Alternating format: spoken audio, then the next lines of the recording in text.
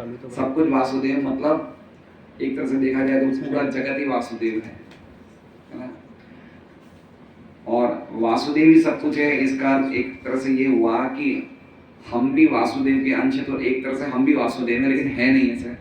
जीव और भगवान का तो अंतर रहेगा ही रहेगा, लेकिन कहने का तात्पर्य ये है कि वासुदेव के अलावा इस जगत में कुछ नहीं है। एक ही पुरुष है, कौन है? वासुदेव।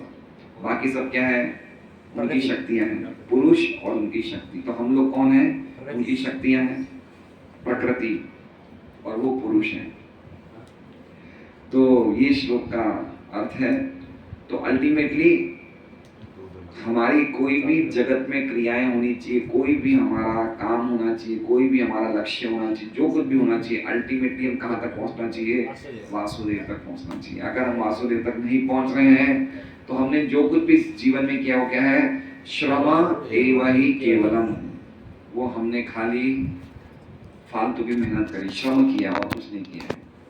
इसलिए इस श्लोक का उद्देश्य ये है कि जो भी हम कार्य करें, अभी हम पढ़ेंगे, टीका ही बहुत बड़ी टीका है, तो बाद में इसमें तात्पर्य लिखा है, शायद 2 या 3 पेज का तात्पर्य है।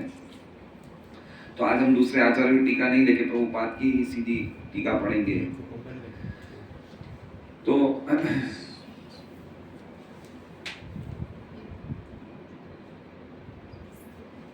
इसमें नहीं लिखा है,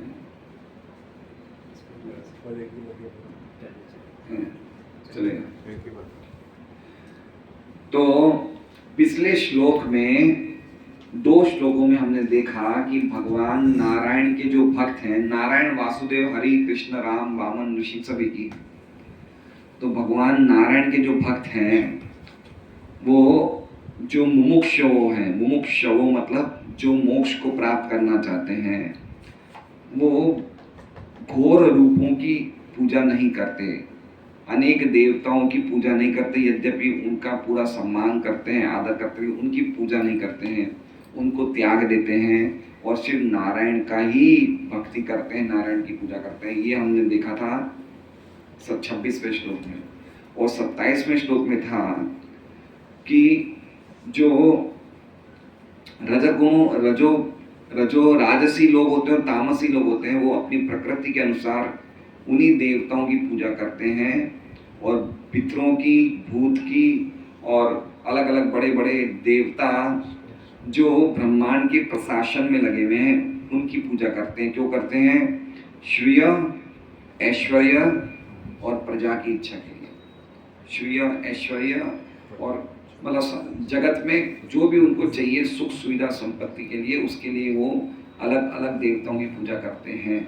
लेकिन भगवान के भक्त होते हैं वो इनकी पूजा नहीं करते, क्योंकि वो सतोगुण में होते हैं, वो मोक्ष को परायण होते हैं और वो भगवान नारायण की ही पूजा करते हैं।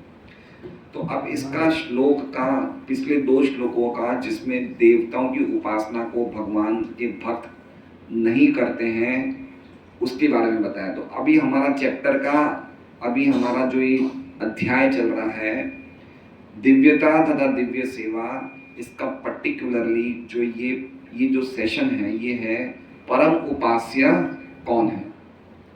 तो हमने पहले देखा कि परम उपास्य कौन है, भगवान वासुदेव ही परम उपास्य है।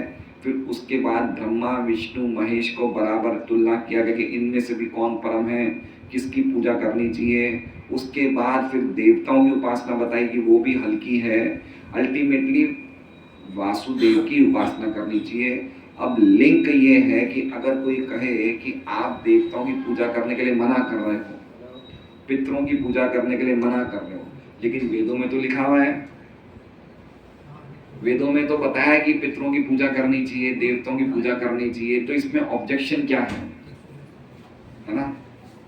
2 श्लोक में देखा ना हमने, 26वें श्लोक में देवताओं की पूजा नहीं कर रहे हैं भगवान के भक्त, और 27वें श्लोक में पितरों की और अलग अलग बड़े बड़े अलग अलग प्रदेश अध्यक्ष की पूजा नहीं कर रहे हैं।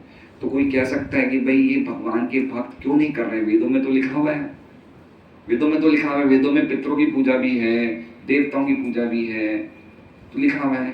तो उसके जवाब में ये श्लोक है कि वेदों में यद्यपि लिखा तो है, लेकिन वेदों का जो अल्टीमेटली जो एसेंस है, जो सार है, वो क्या है? वो वासुदेव ही है। क्या है?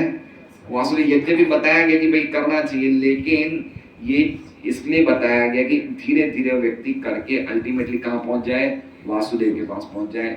चौथे अध्याय के 11वें श्लोक में भी भगवान ऐसा ही कहते हैं गीता जी में, ये यथा माम प्रपद्यन्ते ताम तथैव भजाम्यहम् मम वर्तमानुवर्तन्ते मनुष्या पार्थ सर्वशः।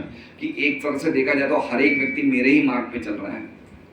क्या कह रहे हैं? ये यथा माम प्रपद्यन्ते, जो मम वर्तमानुवर्तन्ते मनुष्या पार्थ सर्वशः, सब मेरे मार्ग पे ही चल रहे हैं। तो एक तरह से देखा जाए तो हर एक व्यक्ति किसके मार्ग पे चल रहा है? हर एक व्यक्ति किसको ढूंढ रहा है? वासुदेव को ही ढूंढ रहा है, और किसी को नहीं ढूंढ रहा है। लेकिन जहाँ पे वो रुक जाता है ना, वहाँ गड़बड़ हो जाती है। जब तक वासुदेव, जैसे मान लीजिए अगर हमें पश्चिम एक्सप्रेस में अमृतसर जाना है तो हमारी दौड़ कहाँ तक रहेगी? अमृतसर तक। उसके पहले उतर गए तो फिर हम वहीं पहुंच गए, उससे ज़्यादा नहीं आगे पहुंच पाए। तो उसी तरह से अल्टीमेट हमारा डेस्टिनेशन क्या है? वासुदेव। अब मान लो हम पहले कहीं रुक गए, मान लो जैसे कोई व्यक्ति कुछ देवताओं की उपासना कर रहा है, कोई श्याम बाबा की कर रहा है, कोई साईं बाबा की कर रहा है, तो वो वहीं रुक गया, तो वहीं का ही हो गया, फिर आगे नहीं बढ़ पाया। इसलिए ये यथा माम प्रपद्यन्ते वासुदेव मम वर्तमानुवर्तन्ते मनुष्या पार्थ सर्वशः। सभी प्रकार के मनुष्य अल्टीमेटली मेरे मार्ग पे ही आ रहे हैं। तो हमें वहां जब तक वासुदेव तक नहीं पहुंच जाए तब तक हमारी यात्रा अधूरी है। इसलिए वेदों का बताया, अर्थ बताया है कि वेदों में यद्यपि अलग अलग चीजें बताई हैं, लेकिन ये चीजें कैसी हैं? ये कैसा है? ये गीता जी में क्या है? यामिमाम पुष्पिताम वाचम प्रवदन्त्य विपश्चिता। वेदों के ऐसे कुछ पेड़ हैं जिनमें कांटे लगे हुए हैं। क्या लगे हुए हैं? कांटे लगे हुए। और हमें लगता है कि वो फूल हैं, कांटे वाले फूल हैं, तो हमें लगता है फूल हमें ले लेना चाहिए। तो वेदों में जो भी अलग अलग प्रकार के संदेश दिए हैं, वो अगर हम मानने जाएंगे तो हम भ्रमित हो जाएंगे। इसलिए अल्टीमेटली वेदों का उद्देश्य क्या है? वासुदेव के वेदों का तात्पर्य क्या है? वासुदेव को जानना। वेदों का तात्पर्य क्या है? वासुदेव को जानना। वेद मतलब नॉलेज, मतलब अल्टीमेटली नॉलेज क्या है? वासुदेव को जानना। तो हम टीका पढ़ेंगे, तात्पर्य अच्छा खासा बड़ा तात्पर्य है। सबसे पहले वेदों का अर्थ बताया है। वेदों का क्या? वासुदेव परा वेदा। परा मतलब क्या हो गया?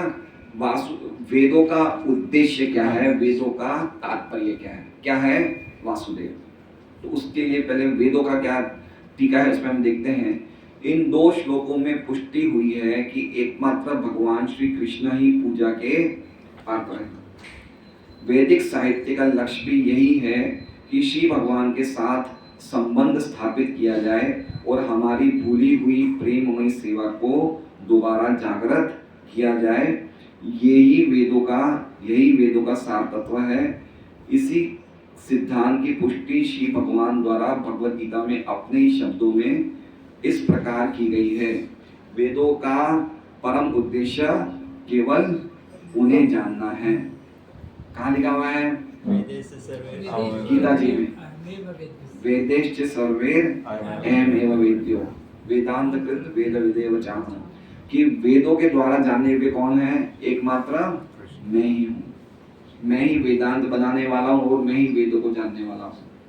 समझ गए बात को? कि अल्टीमेटली वेद अगर पढ़ रहे हैं, अब देखिए दूसरी बात समझ लीजिए, अगर आप वेद पढ़ेंगे, अगर हम लोग वेद पढ़ लेंगे तो हम कंफ्यूज हो जाएंगे। क्या हो जाएंगे? कंफ्यूज हो जाएंगे, क्योंकि वेद पढ़ने का अधिकार हमें नहीं है। वेद कौन पढ़ सकता है? ब्राह्मण। जो जन्म से, अगर ब्राह्मण हो नहीं हो अलग बात, लेकिन गुण और कर्म से ब्राह्मण होना चाहिए, वो वेद पढ़ने का अधिकारी है। और वेद की लैंग्वेज इतनी ज़्यादा जैसे कहते हैं ना हार्ड है कि हमारी योग्यता ही नहीं वेद पढ़ने की। पर्टिकुलरली कलयुग में हम लोग कौन है? कलौ शूद्र संभवा। कलयुग में हम लोग सबसे चौथी कैटेगरी के व्यक्ति हैं, शूद्र हैं। हम वेदों को नहीं समझ सकते। इसलिए वेद व्यास जी ने क्या किया? वेदों का ज्ञान कलयुग के लोगों के लिए 2 ग्रंथों में प्रकाशित कर दिया। एक तो गीता और एक भागवत। तो अगर हम गीता और भागवत पढ़ लें, मतलब हमने वेद पढ़ लिया। अब वेद व्यास जी ने बड़ी होशियारी से महाभारत के बीच में गीता डाल दी। महाभारत के बीच में क्या डाल दी? गीता। तो अल्टीमेटली महाभारत लिखने का उद्देश्य क्या था? कि लोग गीता पढ़ लें। और फिर उसके बाद क्या किया उन्होंने? जब इसके बाद भी वो संतुष्ट नहीं थे तो नारद जी कहने पे क्या लिखा, भागवत लिखा। और भागवत लिखने के बाद, भागवत लिखने के पहले नारद जी ने फटकारा वेद व्यास जी को कि आपने इतने सब ग्रंथ क्यों लिखे, इससे आप लोगों को विमोहित कर रहे हैं, लोगों की मति भ्रष्ट हो जाएगी, आप इतना लिखना ही नहीं चाहिए, आपको खाली भागवत ही लिखना चाहिए था। और सही बात है, हम लोग अगर गीता और भागवत नहीं पढ़ेंगे